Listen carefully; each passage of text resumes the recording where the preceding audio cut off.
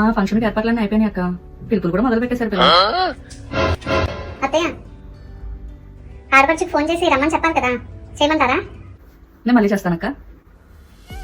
పిలవాలి కదా, ఇప్పుడే ఫోన్ చేయి నువ్వు. అలాగే 10 రోజుల ముందే రమ్మని చెప్పు. ఇప్పుడే చేస్తాను అత్తయ్య. పిన్ని గారు, అదే ఇంట్లో ఫంక్షన్ పెట్టుకుంటున్నాం. అత్తయ్య మిమ్మల్ని పిలవమని మరీ చెప్పారు. 10 రోజుల ముందే రమ్మన్నారు మిమ్మల్ని. సరే పిన్ని గారు, తప్పకుండా రావాలి. సరే పిన్ని గారు, ఉంటాను. ఇప్పుడు నువ్వు ఆవిడకి ఎందుకు ఫోన్ చేసావే? అదేంటి అత్తయ్య, మీరే కదా ఆడపడికి ఫోన్ చేయాలంటే చేయమన్నారు. నేను పిలవమందే మీ వదిని, అంటే నా కూతుర్ని. అరే మీ వదిన అయితే ఏంటి, మా వదిన అయితే ఏంటి, ఇద్దరు ఏంటి ఆడపిల్లలే కదా. ఇప్పుడు ఆవిడ వచ్చిందంటే నా ప్రాణాలు తోడేస్తుంది. మరి మా వదిన ఏమన్నా నాలో ప్రాణం పోస్తుంది అనుకుంటున్నారా? ఆవిడ కూడా నా ప్రాణం తీసేస్తుంది. నాకు బీపీ పెరిగి నేను ఏదో చేయకముందని ఒక దేవుడా, ఇప్పుడు నువ్వే కాపాడాలి.